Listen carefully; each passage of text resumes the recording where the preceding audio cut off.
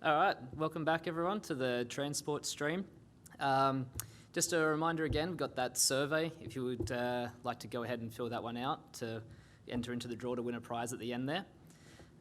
We have Dave Brewer back again today with a complete utility locating system, his presentation with that. So Dave's been involved with the waterworks industry since 1991. During that time, he's worked with noted companies such as Robar Industries, as well as others in the underground water and wastewater markets in Canada, in capacities ranging from inside sales to general manager. Currently, Dave is with Utility Supply Corp, where he is the company's sales director. USA works with companies to serve the underground utility markets, and these markets include public works, consulting engineers, and contractors.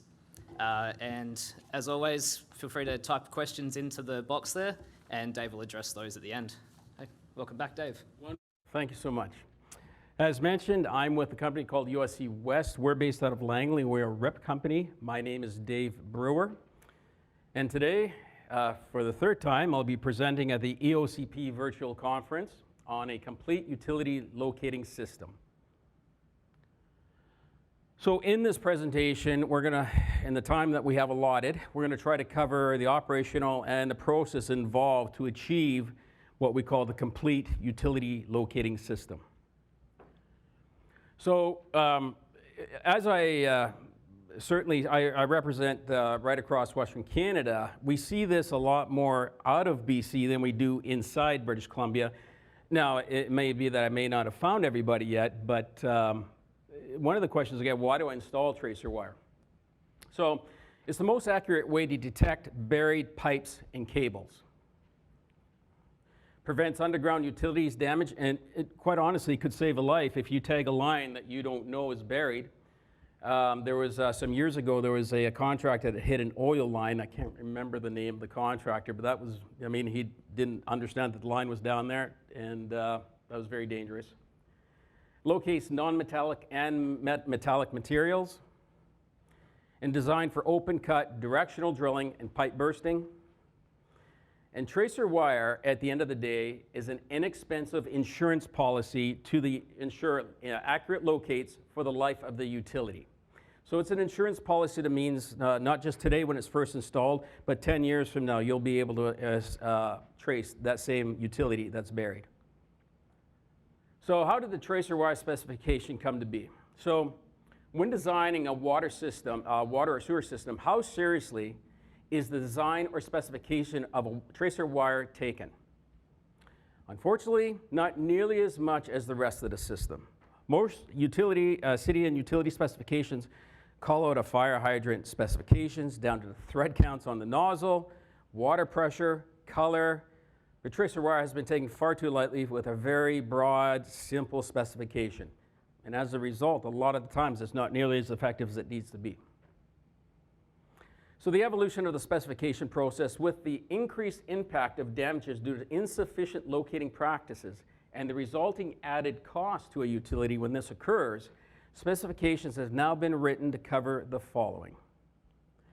Tracer wire types are gauges specific to open cut. Fairly standard, we have an open trench or we're laying pipe down, we want to just have some tracer wire attached to it. We also have specifications specific to directional drilling. We're doing trenchless technology underneath a boulevard, underneath a highway. There's wire specifically for that. In pipe bursting technologies, a more extreme example of a tracer wire example, but still available. It also specifies the tracer wire connections. We have to maintain continuity. The whole purpose is that we're putting current at one location and expecting to travel a certain length. We need to have continuity through it the entire way. Grounding is probably the most important part of this whole aspect, but it's often the most overlooked. And of course, we have to have access to whatever we've put into the ground. If we can't access, what's the point of putting it there? And of course, last, having procedures for installation and testing. So why your standard should include the complete utility locating system. So this is a photo out of the state of Massachusetts in the United States. This could very easily be any lower mainland utility. Any other utility in Canada, that happens on a weekly basis where you think the pipe is in this location, you start digging and over here, and the next thing you know, you got a wider geyser. Hopefully, it's not too bad. But more often than not, it's an emergency that you weren't planning for. I know this because I'm in the business of repairing pipes with some of my other companies I represent, and it's a weekly basis. It keeps us in business at the end of the day. So with the complete utility locating system, we can avoid these types of issues. So what we're looking to do is, with this complete utility system, pinpoint the exact location of underground utilities with Copperhead's complete utility locating system. So what should be specified, wire gauge? The myth, and I see this a lot with what I've seen in British Columbia so far, bigger wire, the stronger the signal. That has nothing to do with the signal. Why is you have a heavier wire is the larger diameter wire is specified for strength. That is what we call our break strength. And it has nothing to do with the signal carrying abilities. Breakage in tracer wire locating or installation is the most common failure during installation. So the biggest mode of failure on tracer wire is breakage. And as you'll see in a moment here is that the copper just doesn't have the same strength as other wires available in the market. So what we're going to see in this particular presentation is what we call a copper-clad steel. So this is a steel core that has been cladded with copper. So copper-clad steel tracer wire has a steel core with a copper covering. Two metals are metallurgically bonded together with heat and pressure, making them inseparable after a cladding process is complete. Copper-cladded steel, offers the strength of steel. So you get the strength of steel with the conductivity of copper, providing utilities with an intelligent alternative to solid copper tracer wire. All Copperhead tracer wire is insulated with a high-density polyethylene jacket, which is designed for direct bury. So with that jacket, as our gauges change, depending on the break strength requirement, so does that high-density polyethylene jacket. And again, it all has to do with the application. So what is copper-clad steel tracer wire corrosion? Testing, testing's been performed at Copper Weld, has been monitored by a comprehensive 5-year corrosion study by Southwest Research Institute in San Antonio, Texas, and collected the results and audited by CC Technologies. Based on the test results, Copperhead wire will meet and exceed utility requirements for tracer wire. Copper cladding remains completely functional with minimal corrosion. It should be noted that the force required to expose the steel in the copper-clad steel far exceeds the force required to completely sever a solid copper wire. So in other words, well, what if that copper disbonds, delaminates from the steel?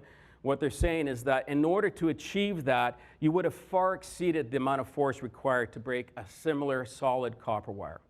So it's irrelevant in the conversation. By the time you've broke through that cladding, your copper has been torn a long time ago. So this is just a real quick chart here. On the far right, you're going to see the break loads for solid copper. Even with the lightest duty Copperhead Superflex, which is the lightest duty wire, all of its break loads exceed the solid copper break loads depending. So if we take a look at, let's say, 12 gauge, we go across, we see the Superflex has a break strength of 302 pounds. Solid copper in the similar gauge is 180 pounds. It's not even close. So the break loads far exceed what that of copper without sacrificing any of the performance requirements when it comes to corrosion resistance or continuity and signal strength. So the other thing that's also asked about, and we see this, and it's a little frustrating, what are you putting in? I'm doing water. Okay, well, oh no, I don't care about the color, just give me white. Well, if we take a look at there, white, as per the American Public Works Association standard, is just this proposed excavation. So it also serves the purpose of identifying what the line is. It's not uncommon. You expose a sanitary force main, it's very often, that could be like a DR18 C900. Pretty sure that's not water in that line. So that's why these color codes play an important role. Color is simple, follow the APW uniform color code without exception, just like the paint used for markings. So blue water, green sewer, purple reclaimed, we don't have reclaimed up here. Gas, yellow, there's gas for there, so that's uniform for North America. One tracer for wire for all needs, Not exactly. Depending on your project or application, there are a number of choices that are best suited for each specific application. They include, we have a simple open cut, probably by far the predominant method of installing pipe in, I would say, British Columbia. So in this particular case, we had an open trench. We're laying down, in this case, PVC pipe, and we have a roll of tracer wire at the back there, and they're simply going to fasten it to the pipe as they lay the pipe and go along. That wire should be positioned either from 3 to 9 o'clock or below. We don't want it near the top, because as they're excavating, if we get a bucket that comes too close to the wire, he could tear it. And if he does that, now we have to go back. How far did we go to the next joint where it broke? Even though we have the high break loads, why take that chance? Position it below. And that typically in an open cut is going to be 14 to 12 gauge wire. Directional drilling, so more and more, there's a bunch of this going on with tidal contracting in the Annandale project, where they have to go under parts of the highway and around certain environmentally sensitive areas. Very common. So directional drilling, we got the drilling, the bore bit's gone through, now we're going to pull the pipe through. In this particular case, you're going to go with a 12 to 10 gauge. It's a heavier gauge. Now our jacket on that wire is going to become heavier. It's going to probably go into 45 mil, whereas the open cut would be 35. And now that is ready to be pulled through, and because it has the capability of handling that higher break strength, you don't have to worry about losing that wire halfway through the pull. Of course, in extreme scenarios, I personally have not been involved in one yet, is pipe bursting, and this is where they have a head that hammers through an old pipe and they drag the new pipe along with it. In this particular case, this is just a heavy cable-like wire. It's a 7-stranded wire. It's very expensive, but it also has a break load of 4,700 pounds, so it's very extreme. Not as common, but yet available to make sure you can pull and trace that line in the future. So placement of the wire with regards to the pipe, what we want to do is tracer wire should be placed in the same orientation to all installed pipe. Install the tracer wire on the bottom half of the pipe between 3 and 9 o'clock. So, you know, if you've started at one end of the trench with the pipe, with the wire in one location, you shouldn't be swinging that back and forth. Once you start one location, that should follow a similar location all the way down. And that's because that locator, when you go to locate it, you're going to have it wandering from side to side. It just could potentially make your excavation, if you're trying to expose, more difficult. So be consistent, and at the bottom, be consistent. And so the first part, you know, we've created conductivity. We've got wire from one point to the other, and now you've got laterals that you have to run. Fire services running here. We've got a mall over here. We've got to run laterals off this water main. And so those all would require connectors. And so it's not as simple as just taking your wire and just running it all around a ladder, looping it back. That's actually going to kill the signal. That has the opposite effect of what you want. You want to use a connector to take that lateral. And here we see in this particular instance, this is a new installation. On the picture on the right, he's got the main with the line running along there, and that connector has 3 connectors. So he's got the main running with the wire, then he has his lateral into the 3rd hole there. And in these particular ones, we just twist it, and it engages. It strips the wire at the same time. It's a completely sealed unit with a dielectric silicone. And now we can safely run that off to the lateral. And I have a real quick video here. Oh, sorry, do we have sound for the video? Sorry about that, I should have let you know. Perfect. So here's just a real quick video on how these work. They're very simple. Okay, so I'm going to give you a real quick demo of Copperhead's snake bite locking connector. There's really 2 primary benefits of this connector. 1, it locks shut, and 2, there's no wire stripping. You just simply have to plug the wires into the end of the connector, twist it shut at 90 degrees, and you're done. So first of all, you just want to make sure that the size of the connector matches the size of the wire. So this is a 12 gauge connector with 12 gauge wire. If you're using 10 gauge wire, you need a 10 gauge connector. If you're using 14 gauge wire, you need a 14 gauge connector. So you simply insert the wire into the bottom of the connector. There's 3 holes here. The 3rd one is for a service connection. So punch the wire in. Make sure that you can see the wire punching through the clear cap on the top. Turn it at 90 degrees. Pop it in. Turn it at 90. Pop it in. Turn it at 90. And then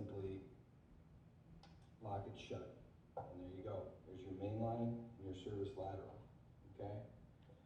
Between the bottom half and the top half of this connector is a rubber gasket to keep moisture out. This clear cap here also is filled with dielectric gel that's waterproof and corrosion proof to protect the wire connection. It's that simple.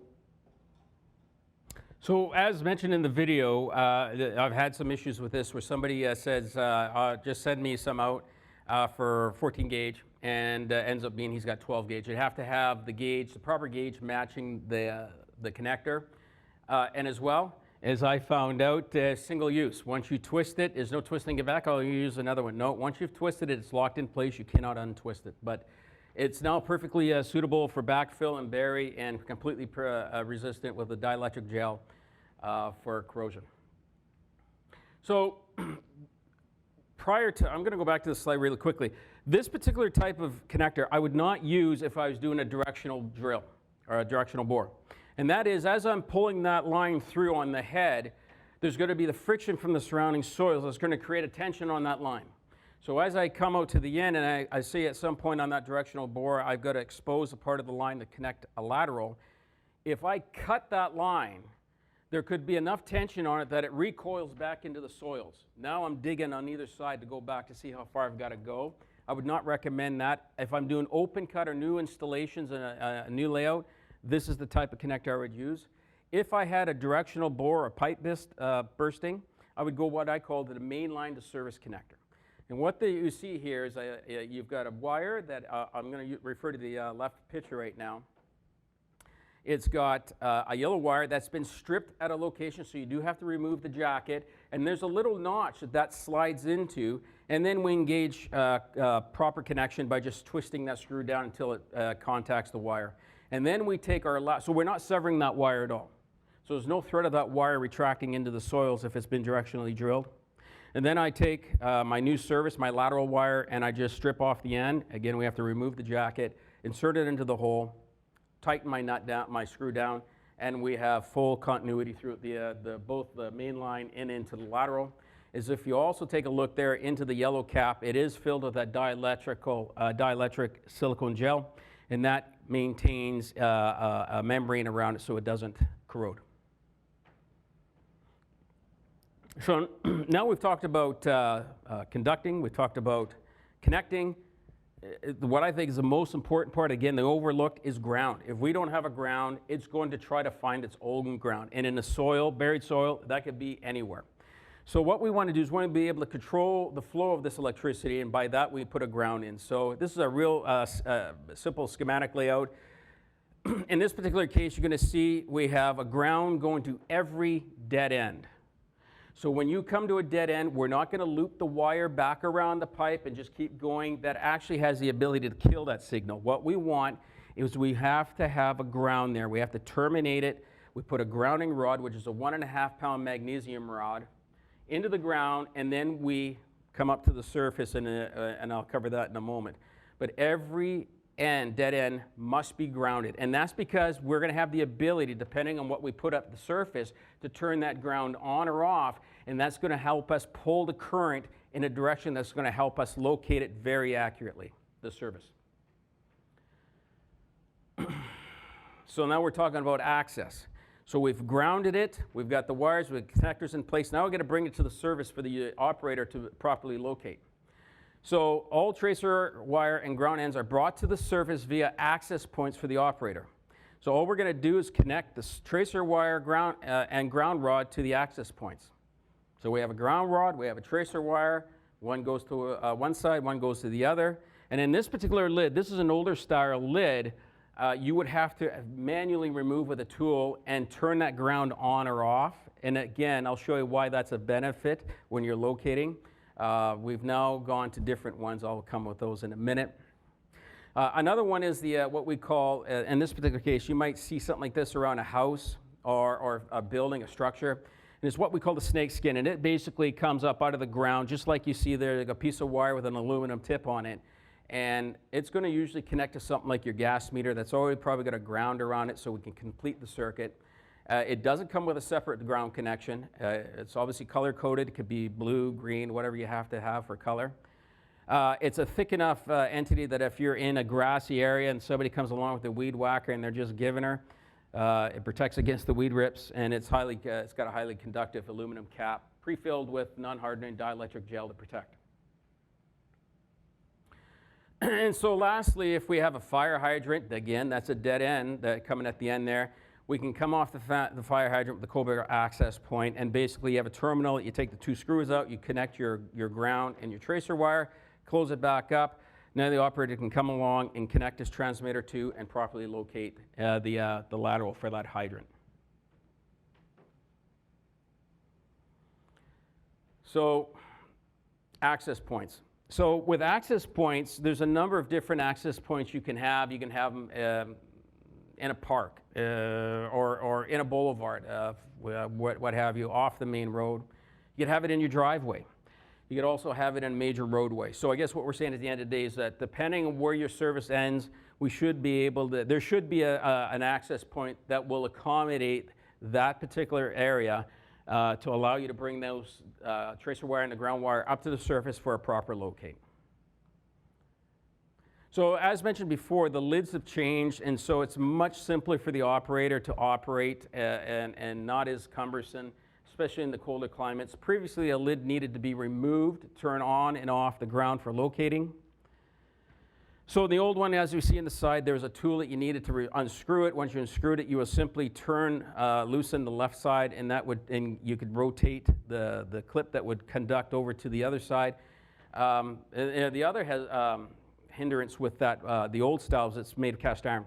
So not so much in British Columbia, maybe up in northern British Columbia, but the cold climates, when you get exceptionally cold, the cast iron has the potential, if it's in a roadway, it could crack. So the new 2-terminal switchable lid, the external ground switch, so if you look on the top, you see this flat spade part on top of that lid.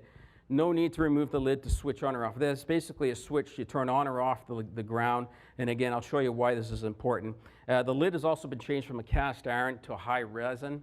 So what we get here is you have something that's impervious to corrosion and not susceptible to breakage in a cold climate. So here we see it's as simple for them to connect their transmitter to, which you'll see here in a second. And then if, depending on where they want to locate on the service or they want to pull the current down the main, you can turn your ground on or off. So in this particular video, we're going to cover off why this is important and how convenient it is for the operator.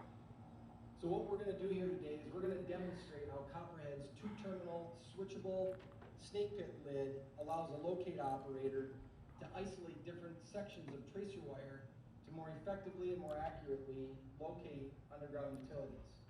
So part of a proper utility locating system is to ensure that all the dead ends of the tracer wire are grounded. So what you're looking at here is a simulated water main with a service lateral. And at the end of the main and end of the service lateral, there's an access point from Copperhead called the snake pit with a 2-terminal switchable lid on it and grounding rods grounding those dead ends, okay? So I'm gonna have Jared down here at the end turn that ground on the main line, and I'll demonstrate how we can locate that main. And then I'll also demonstrate once he turns that ground off how it kills the signal. So Jared, if you can turn that ground on. So he's gone to the lid and turned the ground into the on position. He's got his transmitter hooked up. And the wand goes off, locator goes off when it crosses the current. So what you're seeing is you're seeing that signal travel right to that ground. Where the ground is not engaged, there's no signal. So electricity is being pulled towards the ground. So we're going to turn that ground off and turn the other ground on, and now we'll be able to locate this lateral. Engage the ground on the service.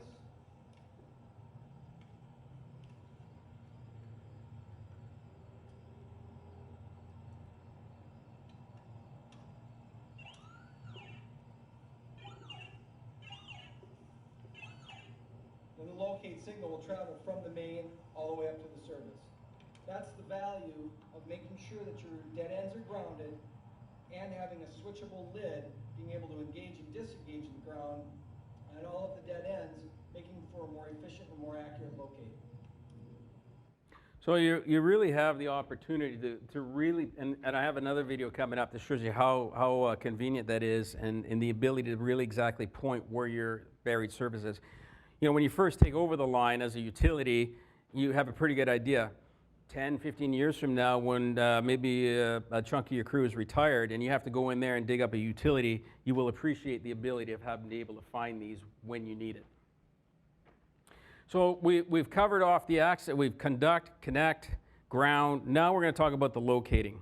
So the locating is the last part of it, also the most important, but if you haven't built the system to start with, this part won't have any value to it all. We have to have it built underneath the soil, underneath the ground properly in order to get to this point. So what we're using is what we call active locating. A signal is produced by transmitter and located using the receiver. So we're throwing a signal out, and the one is the receiver, and that's just going to tell us where we're looking, what we're looking for. This is a job that we did in Gibbons, Alberta for a new polyethylene plant. This is all new construction, and this particular job had essentially a loop system with a number of laterals coming off of it. And it was interesting when they first started putting it in, they were doing the old run the wire up one side of the lateral, come around the end and run it back. And then one of the things we strongly suggest is you do some tests before you carry on to the next one and make sure it's working. And it would kill the signal. They wouldn't get an accurate readout as to what where the service was. So we went out to site and we properly ended. They actually put a snake skin on the end there really quickly, and we put a ground down there, and it allowed them to accurately see how this is supposed to work so you can do future locations. So make sure a contractor, engineer, inspector, and city operator perform a locate in common company. The utility is the ultimate owner of this at the end of the day. It's their asset. There's a year warranty, what have you, but the contractors put it in. But after that, you're the one that's going to be going in there and taking a look at it. So we strongly suggest you be there to inspect and make sure that this locating system works as we're specifying it should work. So we would do this at the time a rough grade has been established, so before we go too far, certainly prior to final acceptance of the project for the utility. So this is an example. This is an older utility with the tracer wire in place, and it's just going to show you. We walk by them every day, but underneath your feet where you're walking, there's possibly a buried utility. So here he goes. This is Mike Cooper out of Minnesota, and he's just going to do a simple locate.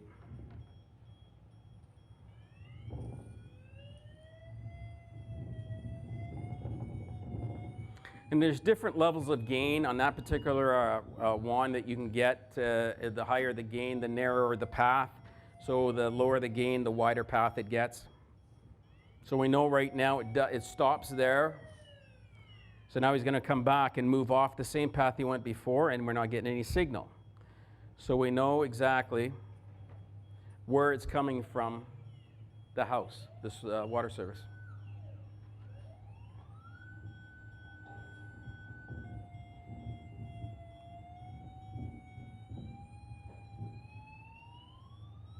The thing that's kind of neat about these is you can actually, it'll tell you how deep, within a relative distance, how deep your service is as well. You're going to hear him say this in a second.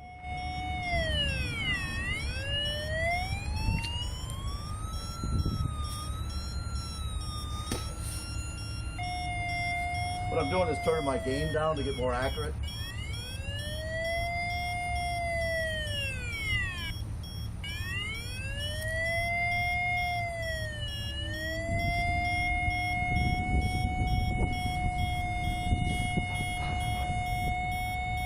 Saying about 2 foot 3 inches. So he's able to say it's 2 foot 3 inches. Now that's to the wire. So if you have the wire below it or the wire above it, that's not exactly to the pipe, so you have to keep that in mind. Doesn't mean you get the bucket guy to just scrape 2 foot 3 inches down. Could be a problem. Now we've gone, as we knew it ended at a certain location, now we're going to walk out to the property line.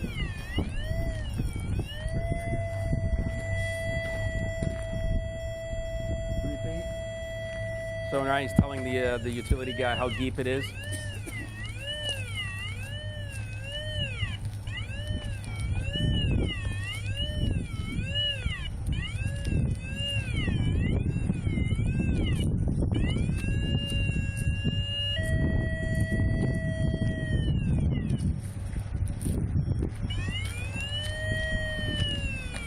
minute we move away or stray from that wire, we're not picking up any signals, so we know where it travels underneath this driveway.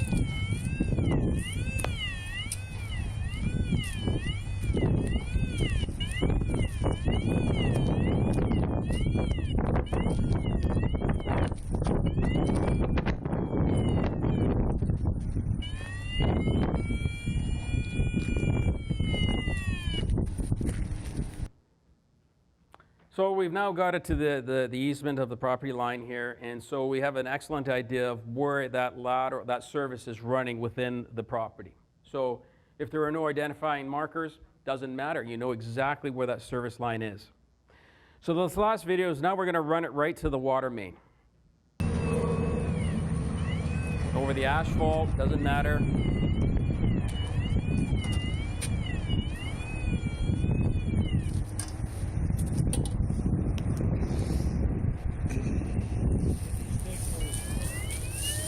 And it looks like they're getting ready to put in new water mains, so they want to know where they're going to be doing the tie-in. 3 foot 4 inches. So 3 foot 4 inches. So now we're measuring the wire. He says we're measuring to the wire, not the water main. Not the service line, I should say. And it's not just seeing how far it goes back.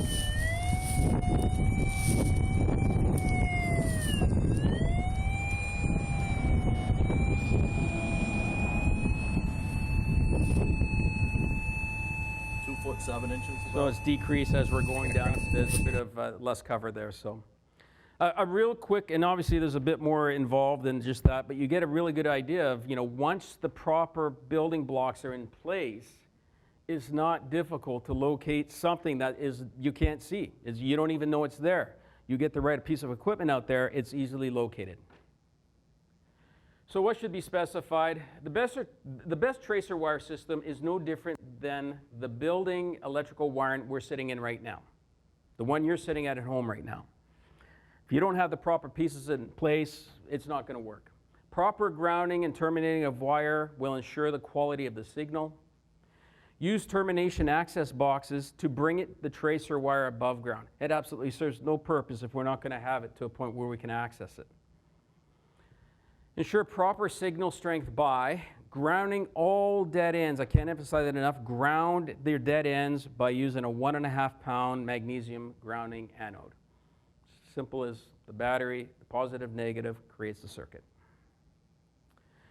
In summary, the complete utility locating system in place, utility operators, contractors, and residences can easily locate buried services to the sources. Myself personally, just a real quick side note, I was out in Ontario for meetings, and I had a call come from my wife, and I was busy, so I ignored it. Second call came in, I ignored it. I know when I got that third call, I better answer it. There's a problem. So I get the call, and my wife is gone bonkers. Anyways, we've had we lost our line coming into the house. It was spraying water everywhere.